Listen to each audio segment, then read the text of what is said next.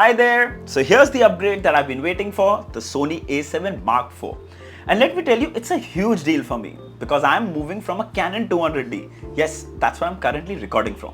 So just to give you a quick backstory of the cameras that I've been using, I started recording videos simply using my iPhone 6s Plus. Yes, that was my only camera till I hit 30,000 subscribers. And that taught me one thing, content is key. So my message to all those who have just started out on YouTube or are thinking to, don't rush buying a camera.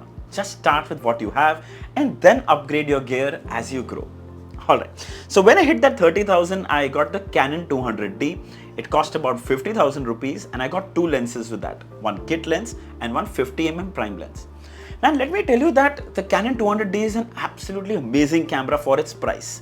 It's light, it's portable and it's got pretty good video quality. You can see it yourself. Then last year I decided to upgrade it to the Sony A7C and almost bought it. Then a very close friend of mine told me, why don't you go for the Mark IV, which is just about to launch? And obviously it was the most obvious thing to do to get the latest one. Then the Mark IV launched in October and we thought the price would be like 40 or 50,000 more than the 7C. So yeah, it'll be worth it because the Mark IV also gives us 4K at 60 FPS and 10-bit 422 support, which both by the way were missing on the 7C. Now the biggest problem was the weight. Now it's been more than 6 months and the camera wasn't available in India. So we had no choice but to wait or just go with the 7C.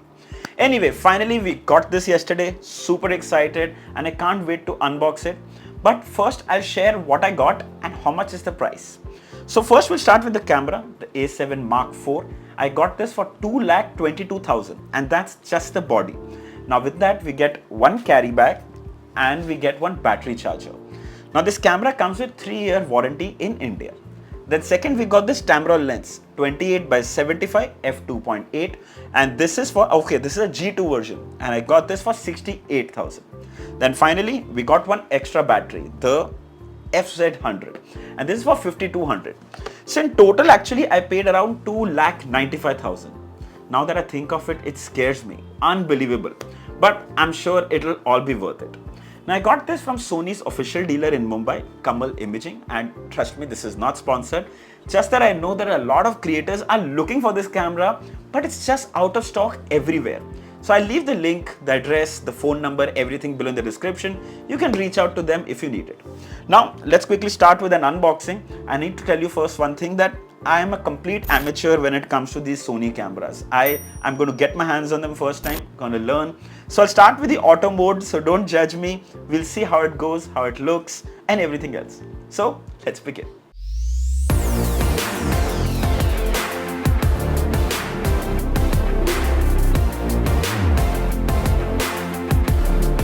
So we'll start with the camera and then move on to the other items. Meanwhile, we just keep everything else aside and we'll just zoom in a little for a better view.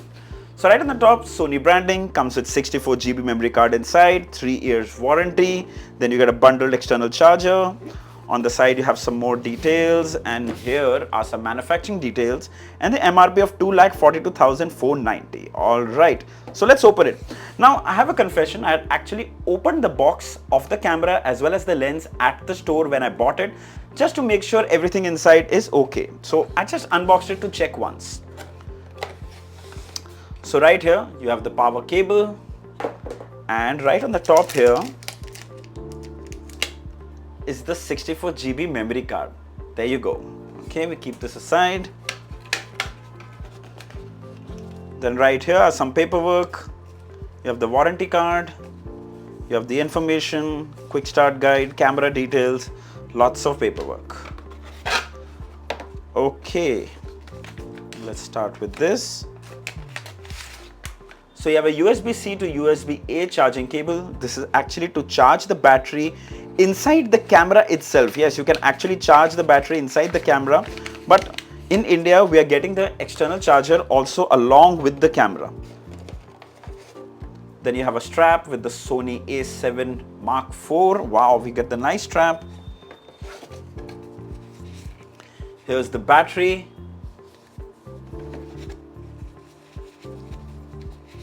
Alright, that's the charging adapter. You can plug in this here and then you plug in the USB-C cable here and plug this into the camera. Okay.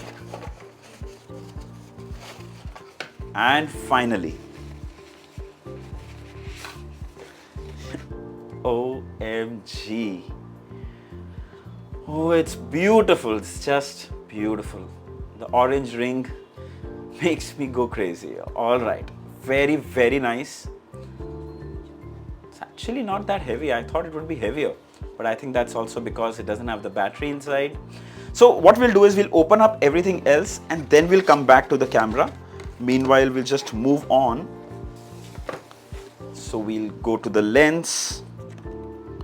Oh, by the way, the lens also comes with 4-year warranty. Here it is, 28-75mm f2.8. This is the G2. All right. My God, lots of paperwork.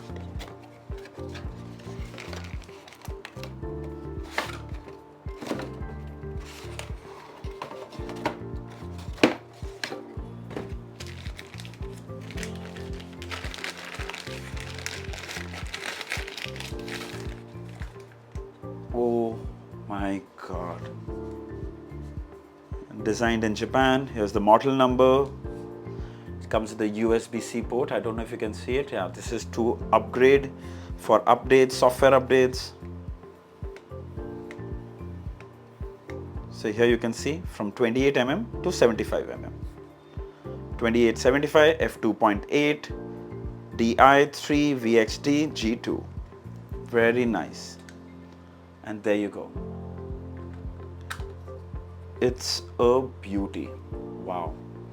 I would highly recommend you get the Tamron lens if you're buying one of these Sony Alpha models.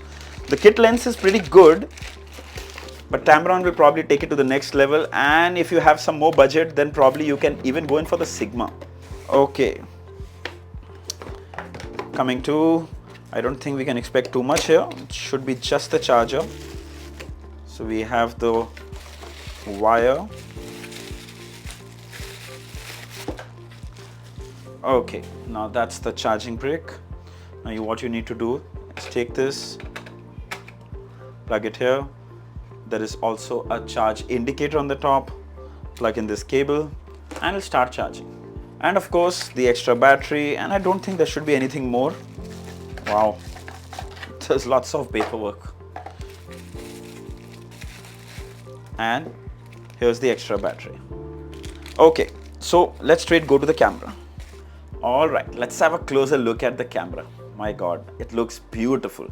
I know I've said that before, but it truly does. Very, very nice. You have all the dials on the top, the shutter button, the shortcut keys, the function buttons. You have C1, C3, C2. You can all custom set these keys. A dedicated recording button. And you have an articulating display. Yes, so this display actually can turn this way as well. Very nice. So, however, I would suggest when you're not using the camera to keep the display towards the inside so that it doesn't get damaged. You have the electronic viewfinder, you have the hot shoe. This is where you're going to mount the lens, Alpha 7 E mount. Very nice. Now let's have a look at the ports. So right on the top is the mic input. Then you have the headphone input. There you go. Then you have the USB-C port here right on the top and a micro USB port. Now this USB-C port is to transfer data as well as to charge the battery. Really nice. This is my favorite, a full-size HDMI port. Yes, you get a full-size HDMI port so you can actually see the output of the video directly on a big screen if you want to. Now here, dual memory card slots. Yes, so it supports two SD cards of two different categories. The one on the top can be an Express A and this can be a regular one. We'll just take this card and there you go. So the card is in. Very nice. Let's put the battery.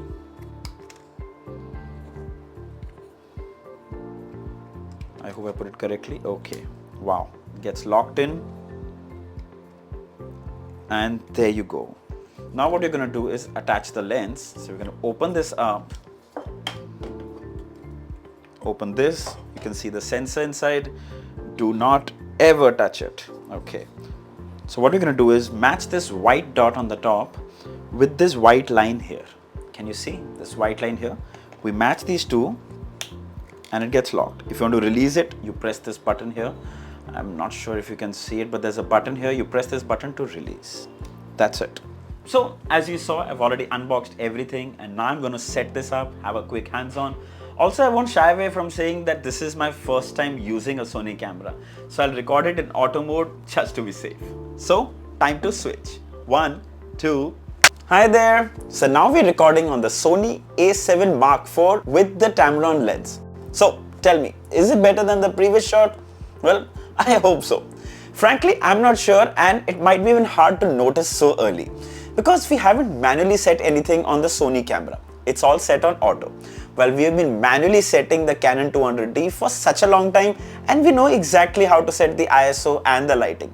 So I'm sure that in future, when we are able to set things a little more better on this camera, there will be a noticeable difference. Also, we're recording at full HD, even though the Mark IV can actually record in 4K.